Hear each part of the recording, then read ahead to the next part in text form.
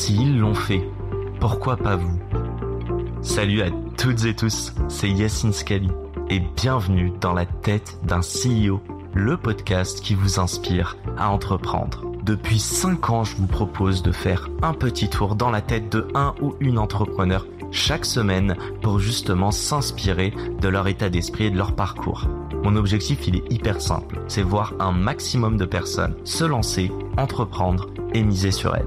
On sort une interview tous les lundis, donc n'hésitez pas à vous abonner dès maintenant. Et pour nous soutenir, ça vous prend 30 petites secondes. Je vous demande de nous laisser une note et un commentaire sur les plateformes d'écoute de votre choix. Encore une fois, un grand merci de nous écouter et n'oubliez pas, s'ils l'ont fait, pourquoi pas vous? Bonne écoute à toutes et tous. Question toute simple, je parlais de l'association. Qui a convaincu qui? Et comment vous vous êtes rencontré avec Pierre?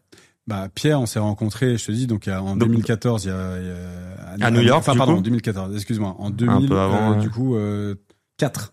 Ok. 2004, donc il y a 20 ans, tu vois. À New York, après, et en fait, ça a été assez, ça a mis du temps. On avait chacun nos parcours un peu en parallèle. Et en réalité, c'est lui qui est venu avec l'idée du juridique, quoi. On s'est dit, on a envie de monter une boîte. Qu'est-ce qui existe aujourd'hui sur le digital du juridique? En France, pas grand-chose. On a regardé ce qui existait à l'étranger, notamment aux US, et il y avait un équivalent, plus ou moins équivalent de ce qu'est LegalStart aujourd'hui aux US, qui s'était lancé une dizaine d'années avant, qui s'appelle LegalZoom. On a regardé, et en fait, non, pour la petite histoire, LegalZoom à cette époque-là était sur le point de lancer un processus d'IPO, donc d'introduction en bourse. Et donc dans ce cadre-là, ils doivent publier un certain nombre d'informations.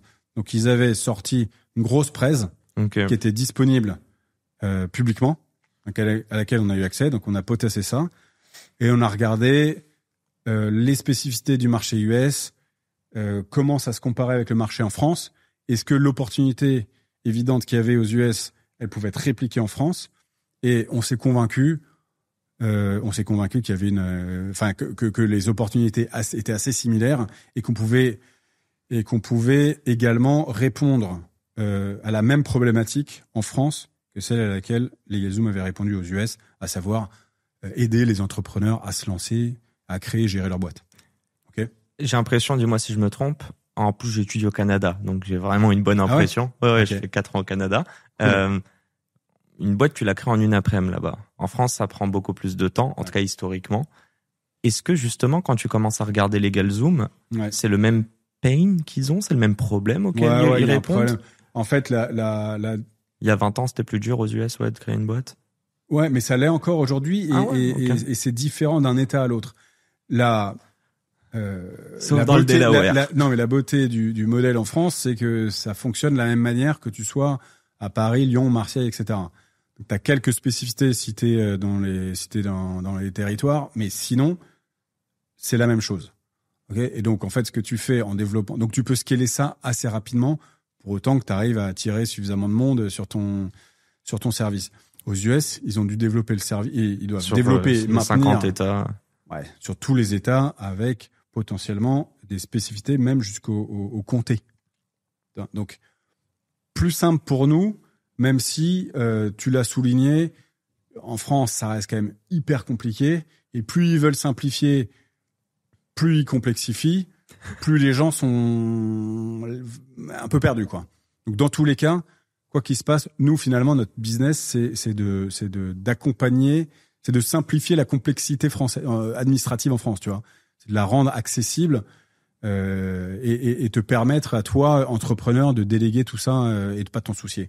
Donc tu dis, on le crée en une après-midi au Canada, c'est ce que tu m'as dit? Ouais, il me semble que c'est ça. Après, c'est les non, rapidement, tu vois. Très rapidement. Dans tous les cas, effectivement, en France. Je pense vraiment, ils disent une après-midi au Canada. C'est pas du tout ça. Peu importe le type de boîte que tu veux créer. Aujourd'hui, c'est plus simple. Notamment avec LegalStart, mais c'est plus simple aujourd'hui. Aujourd'hui, c'est une boîte. En fait, tu le fais online, t'as plus besoin d'aller au tribunal de greffe. Non, mais c'est-à-dire que c'est beaucoup plus simple de le faire pour toi. C'est-à-dire que nous, on a développé une expérience pour l'utilisateur très simple. Donc, tu fais tout en ligne, tu vas sur le site, tu réponds à tes questions, Tu mets tes justificatifs, tac, progressivement le parcours a intégré tous les demandes juridiques. Ouais, mais toutes les features classiques maintenant de reconnaissance automatique. Tout se fait très facilement sur ton mobile, sur ton desktop, comme tu veux.